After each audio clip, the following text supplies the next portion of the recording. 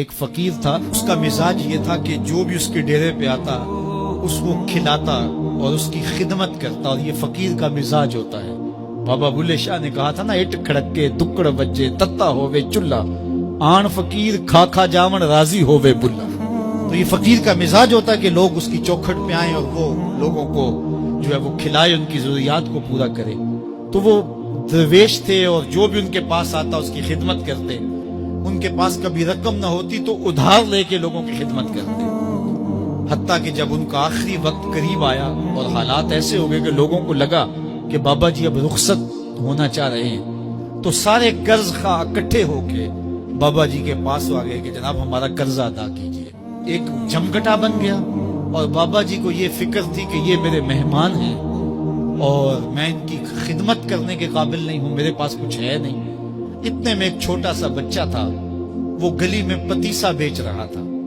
آواز لگائی تو بابا جی نے اشارہ کیا، کہا میرے ان مہمانوں کو کھلا دو۔ اس نے اللہ کا شکر ادا کیا کہ میں سارا دن گلیوں میں گھوم کے جو بیچنا تھا ایک جگہ ہی مجھے گاہک مل گیا۔ اس نے مہمانوں کو سارا کھلا دیا اور بابا جی سے کہا کہ پیسے۔ تو بابا جی کہنے لگے بیٹا بیٹھ جاؤ۔ بیٹا بیٹھ گیا۔ تھوڑی دیر کے بعد اس نے پھر کہا کہ بابا جی پیسے۔ تو بابا جی نے کہا یہ سارے پیسے لینے والے بیٹھے، جب ان کو دوں گا تو آپ کو بھی دے دوں گا، آپ بھی بیٹھ جائیں۔ تو وہ یتیم بچہ تھا، اس کی بیوہ ماں نے اس کو تھوڑا سا پتیسا تیار کر کے دیا تھا، وہ روزانہ صبح دیتی تھی، وہ بیچ کے آتا تھا، اس سے گھر کا چولہا جلتا تھا۔ تو اس نے جب دوسری مرتبہ کہا کہ بابا جی پیسے، تو بابا جی نے کہا بیٹھ جاؤ، جب ان کو ملیں گے بیٹے آپ کو بھی دے دیں گے۔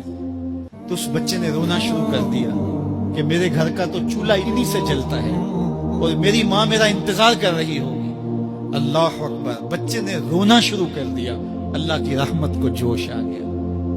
کوئی شخص بابا جی کے لیے نذرانہ لے گیا، وہ تھیلیاں پیش کی، بابا جی نے بچے کو دیا، جتنے بھی قرض خواہ تھے سب کو دیا اور شکریہ ادا کیا۔ کہا جاؤ۔ وہ سارے قرض خواہ بولے ہم صبح کے بیٹھے ہوئے تھے، یہ نذرانے والا پہلے کیوں نہیں آیا؟ کہا پہلے تم میں کوئی رونے والا نہیں تھا، ایک رونے والا آیا، سب کا کام بن گیا۔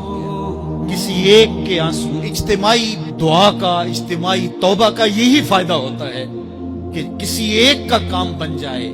یہ تجارت میں اصول ہے کہ جب کوئی کسی کو آپ سودا دے نا تو اس میں کوئی خراب چیزیں چلی جائیں تو یا تو وہ سارا قبول کرے یا سارا رد کر دے۔